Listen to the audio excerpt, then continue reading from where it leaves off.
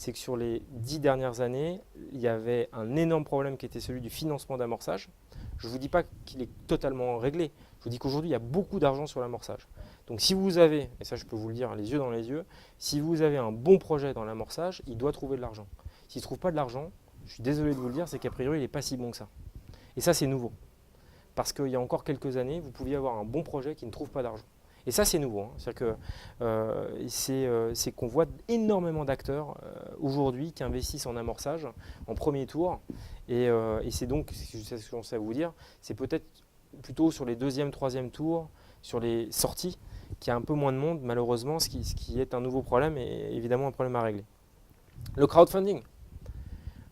J'ai la chance, je vous ai parlé là encore, d'être associé à une société que j'aime particulièrement qui s'appelle KissKissBankBank, qui fait donc, du crowdfunding pour des projets.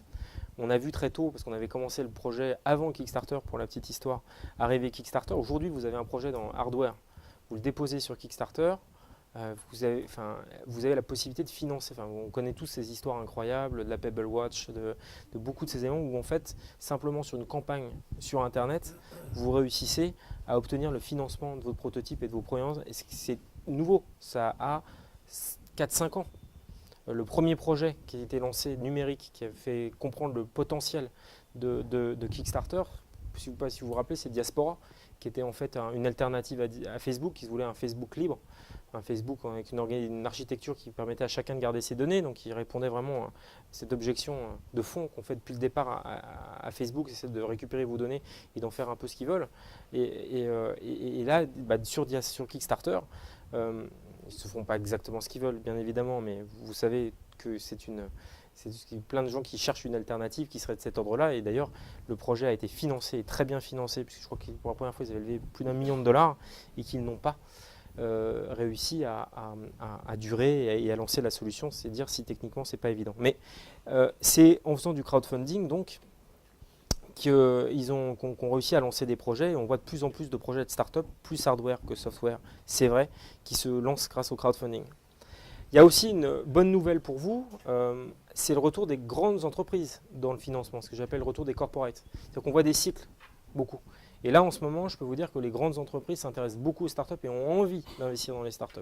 Et donc, nouvelle prédisposition aussi du gouvernement, il y a dans la loi de finances, on prévoit que l'investissement des corporates dans les fonds seront amortibles. Ce qui fait qu'a priori, ils vont être une incitation qui sera en plus une invitation fiscale à cet investissement. Donc ils veulent et en plus il y a une incitation fiscale à le faire.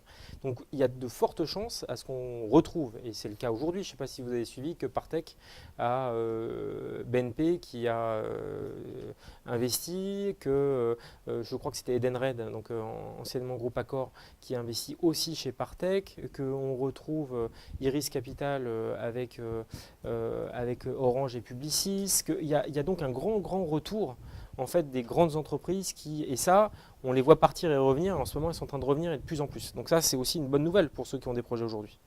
Et puis, le financement public. L'année dernière, il y a un peu moins d'1 milliard investi par la BPI pour sa première année d'existence. Elle fera au moins l'équivalent cette année. Il y a donc énormément d'argent public qui est mis dans les startups. Je pense, pour les côtoyer et donc travailler régulièrement par Cap Digital ou d'autres, ou le Conseil national du numérique, d'être au contact donc, des décideurs publics sur ces sujets. Je pense que sur ce mandat resteront deux grandes choses qui seront le financement des startups, pour être très clair, BPI, ENCO, et l'apprentissage du code à l'école. Je pense que dans les 5 ans, donc de 2012 à 2017, ce sera les deux grandes mesures sur lesquelles en fait, on restera et qui, de toute évidence, sont là pour être pilonnées, marquées très clairement.